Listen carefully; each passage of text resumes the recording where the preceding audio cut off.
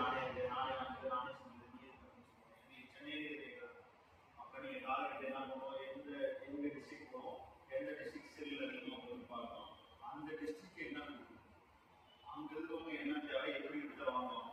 Example நீங்கள் Chennai target பண்ணீங்கன்னா தமிழ் மக்கள் ரொம்ப ரொம்ப நான் ஒரு 5 வருஷத்தில் ஒரு 500 ஸ்டால் நாங்கள் எப்படி சொல்கிறது, இந்த தலையாளர் நாங்கள் ஆடாது இல்லை அந்த மாதிரி சென்னையில் நாங்கள் நிறைய ஸ்டால் இருக்கோம். ஆனால் அங்கே போய் பார்த்ததில் என்ன அப்படின்னா நார்த் நீங்கள் எந்த கம்பெனி போனாலும் north including income tax office நான் அங்கேயும் ஸ்டால் பண்ணிருக்கோம்.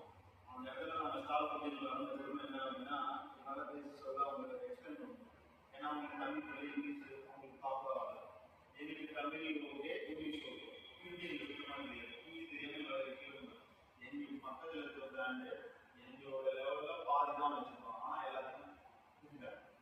நம்ம ஹிந்தி எதுவும் ஒன்றும் சொல்ல, எந்த இடத்துக்கு நம்ம எங்கே போகிறோம் அவங்களுக்கு என்ன தேவைன்னு கொடுத்தா மட்டும்தான் நம்ம செட் பண்ணுறோம். நம்மளுக்கு இது பண்ணுறோம் ப்ராடக்ட் செம்ம சூப்பர் ப்ராடக்ட் ஆனால் வேலை தேவை. முதல்ல மக்களுக்கு தெரியணும், மக்களுக்கு தெரிஞ்சு அதை ட்ரை பண்ணுவோம், ட்ரை பண்ணி ஃபீட்பேக் சொல்லுவோம். இப்போ எக்ஸாம்பிள் நான் என்னோட ப்ராடக்ட் எதிரிக்கணும்னாக்கா 30 ப்ராடக்ட் எதிரிக்கும்.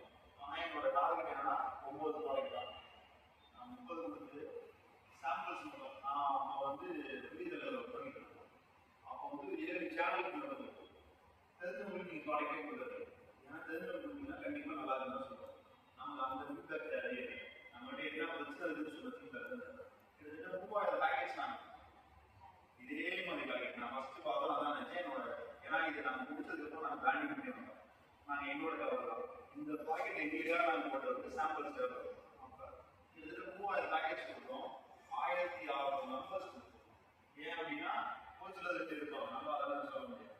அவங்க கிட்ட போய் வாங்கி ஷார்ட் பண்ணி பணியெல்லாம் நமக்கு பிடிச்சிருக்கு, நமக்கு நல்லா இருக்குன்னு நினைக்கிறோம். அந்த மாதிரி கான்செப்ட் செட்டே ஆகுது.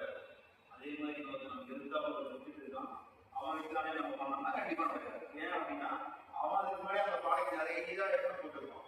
இது எங்கே கிடைக்குது, இதோட மூலப்பொருள் என்ன, இதை எப்படி கிராக் பண்ண முடியும், இதுக்கு இதோட சேர்த்து எது நல்லா இருக்கும். கிட்டத்தட்ட அவன் பேக் போன் பார்த்தீங்கன்னா ஒரு 4 வருஷம் 5 வருஷம் 3 வருஷம் ஒர்க் பண்ணிருக்கோம். நம்ம எடுக்கணும் பார்த்தோன்னா இது சூப்பராக இருக்கடா அவங்க தான் அப்போ நம்மளும் கடையை கொண்டாடி கொடுத்தோம்னா கண்டிப்பாக இருக்கிறது. அது மட்டும் இல்லாமல் அவங்களோட ஃபேமிலி பேக்ரவுண்ட்ஸ் இருக்குது, ஃபினான்ஷியல் பேக்ரவுண்ட் இருக்குது, அவனால கம்பெனி எவ்வளோ இன்வெஸ்ட் பண்ண முடியும்னு இருக்கும். அதெல்லாம் நம்மளால பண்ண முடியுமா பார்த்து